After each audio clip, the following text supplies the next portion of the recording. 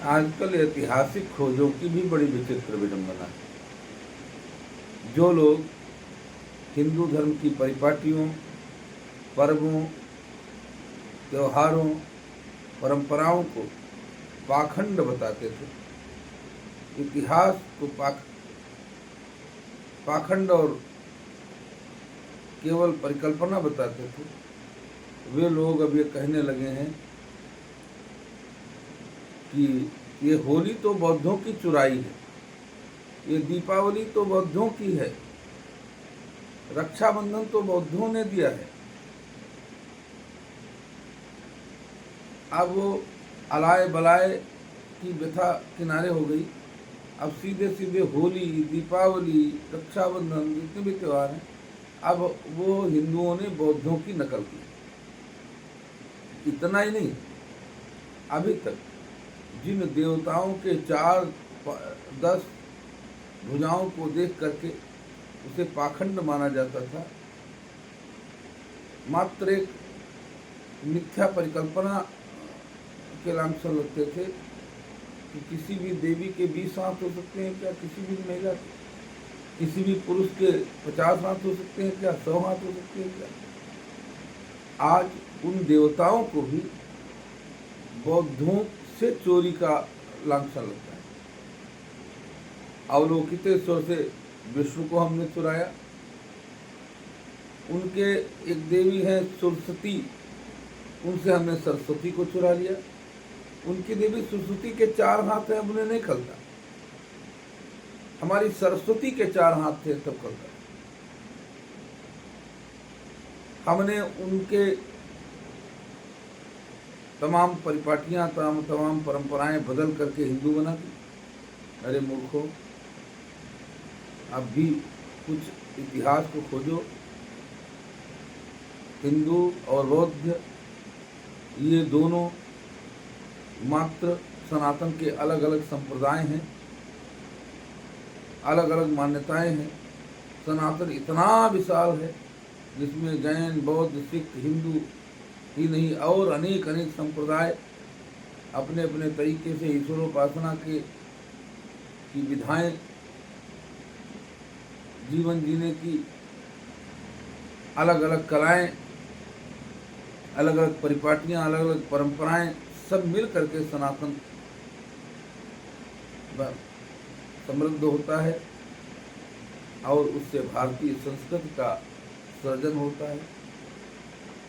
इन विवादों में उलझ करके कि हमने बौद्धों से चुराए हैं या बौद्ध हिंदुओं से निकले हैं, बौद्ध इतिहास पुराना है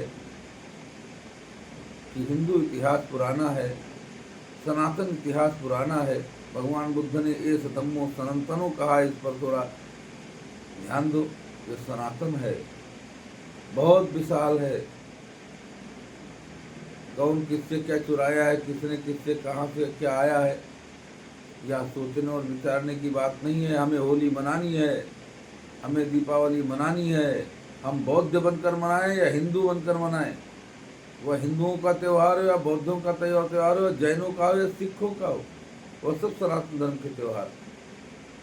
वो जैनों के देवता हों, वह बौद्धों के देवता हों, या हिंदुओं के देवता हों, सिखों के देवता हों, वह सब सनातन धर्मी देवता हैं। जितने भी पूर्वज हैं वह हमारे भारतीय हैं, भारत के पूर्वज हैं, हमारी संस्कृति के पूर्वज हैं, हम उनकी संतान हैं। इस तरीके से आपस में द्वेष, कुंठा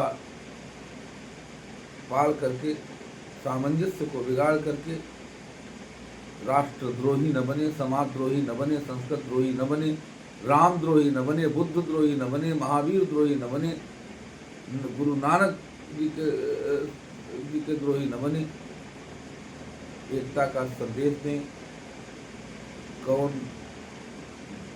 परिपाटी किससे चुराई है, कौन देवता किससे चुराया है। जिन्हें विष्णु कहते हैं, आप उन्हें अवलोकितेश्वर कहें, हमें क्या बुराई है। हम मानते हैं, आप जगह जगह की फोटो खींच करके बताते हैं कि भाई यहाँ बद्रीनारायण में बुद्ध भगवान है। अरे यार, बुद्ध भगवान की हम पूजा ही तो कर रहे हैं, उनका अपमान तो नहीं कर रहे हैं, बद्रीनारायण में कर रहे हैं। तिरुपति बालाजी में आप बुद्ध भगवान की प्रतिमा बताते हैं, हम उनकी पूजा ही तो कर रहे हैं। चलो मान लिया आपने पूजा छोड़ दी ना, हमने पकड़ लिया, इसमें अपराध किया है क्या? इसलिए बंधुओं, यह मिथ्यावाद बंद करो, समाज को मत तोड़ो।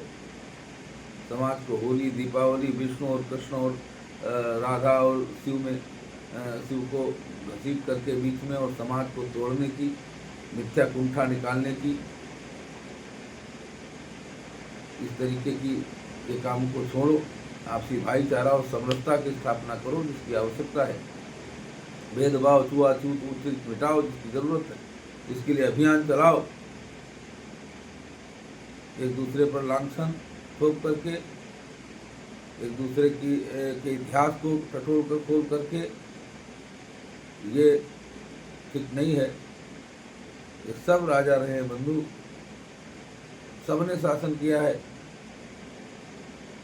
चाहे वो होलकर समाज ने हो, चाहे वो गुप्त समाज ने हो, चाहे वो मौर्य वंश ने हो, चाहे वो नागवंशीय क्षत्रिय पासी रहे हों, सब शासक रहे हैं, कोई दलित नहीं रहा है।